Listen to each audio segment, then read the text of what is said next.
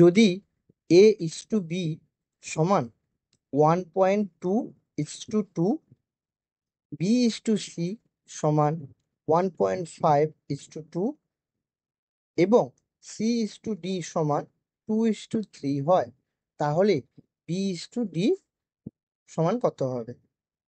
প্রশ্নটি RRB NTPC পরীক্ষায় এসেছিল 2022 সালে। তাহলে আমাদেরকে কি বলেছে? a is to b সমান কত আছে? 1.2:2, b is to c সমান আছে 1.5:2 এবং c is to d সমান দেওয়া আছে 2:3। তাহলে আমাদের যেগুলো দেওয়া আছে আমরা লিখি। a is to b সমান 1.2:2।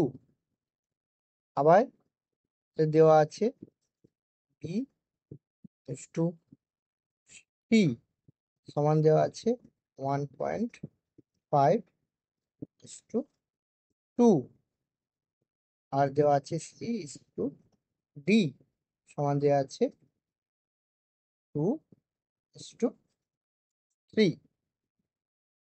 আমরা এই প্রত্যেকটা অনুপাতের সাপেক্ষে দেখছি আমরা এই প্রথম অনুপাতে বি আছে, আবার দ্বিতীয় অনুপাতটাতেও বি আছে, আবার দেখছি দ্বিতীয় অনুপাতে সি আছে, আবার তৃতীয় অনুপাতটাতেও আমাদের সি আছে, কিন্তু এ আর ডি কিন্তু আমাদের আছে একবারই।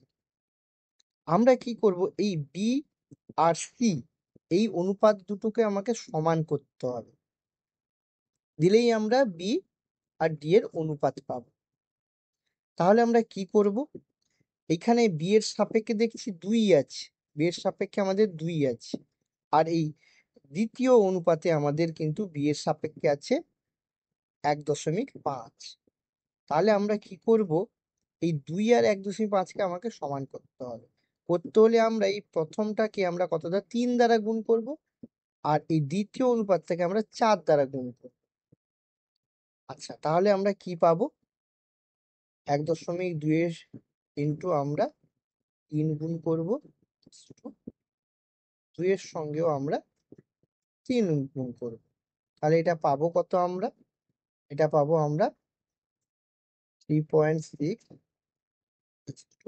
এটা পাবো 6। আচ্ছা, এইটার সাথে আমরা কত গুণ করব? 4 গুণ করব।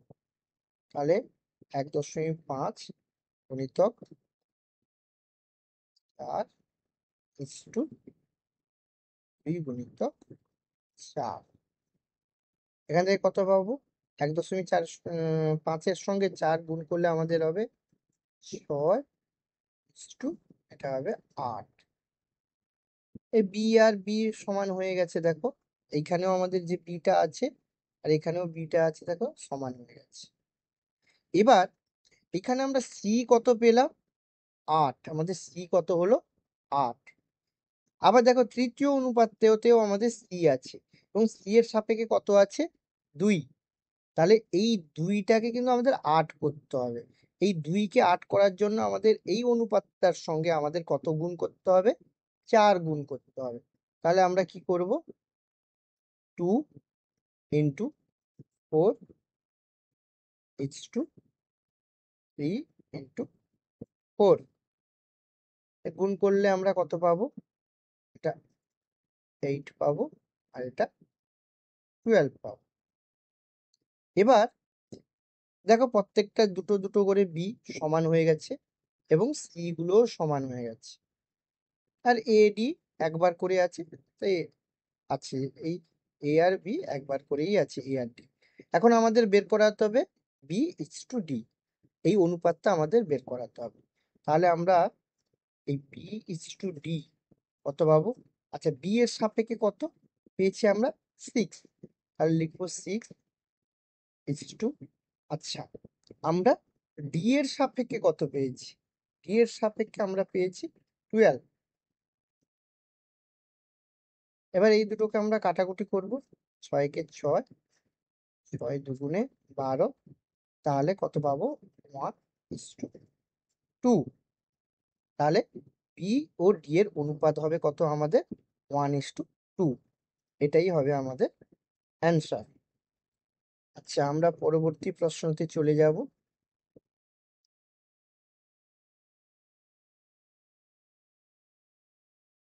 আচ্ছা, আমাদের পরবর্তী প্রশ্নটা রয়েছে, কি রয়েছে? দুটি সংখ্যা 3:2 অনুপাতে রয়েছে।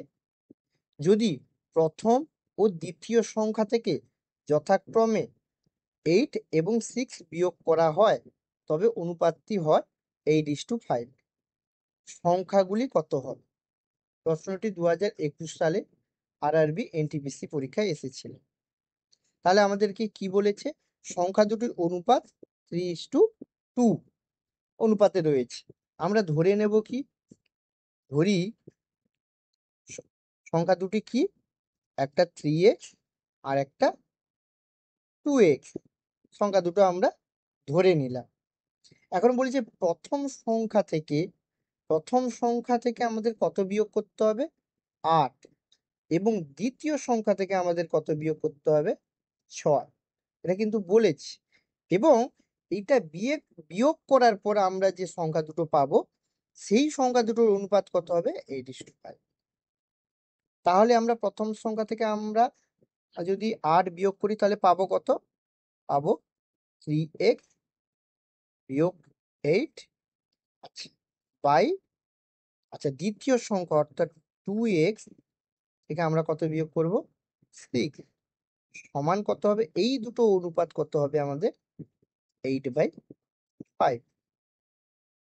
এইখান থেকে আমরা x এর মানটা বের করে নেব। আচ্ছা, তাহলে কি করব? আমরা প্রথমেই কোনাকুনি গুণ করলে আমাদের কত হবে? 8 দুগুণে 16, 16x বিয়োগ 8 6 48 সমান কত পাবো আমরা? 5 3 15x বিয়োগ 8 5 40। এখান থেকে কত পাবো? 16x বিয়োগ 15x সমান পাবো কত? এখানে -40, এই পাশে আছে -48, সমান চিহ্নের ডান দিকে গেলে আমাদের হয়ে যাবে +48। এখান থেকে আচ্ছা 16x থেকে 15x বিয়োগ করলে আমাদের থাকবে কত? x থাকবে, সমান কত হবে? এদিকে হবে 8। তাহলে আমরা কিন্তু x এর মান পেয়ে গেলাম। এবার x এর মান পেয়ে গেছি, তাহলে সংখ্যা দুটো আমরা বের করে নিই। তাহলে একটি সংখ্যা হবে আমাদের, প্রথম সংখ্যাটি কত হবে? আমাদের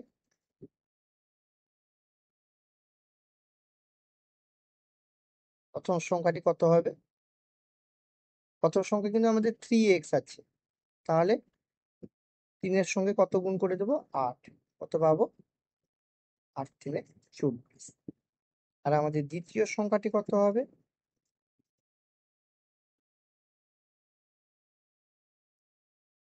আমাদের দ্বিতীয় সংখ্যাটি কত হবে?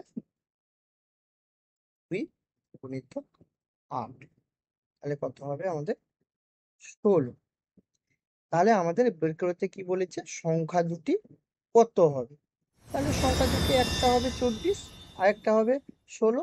এটাই হবে আমাদের অ্যান্সার।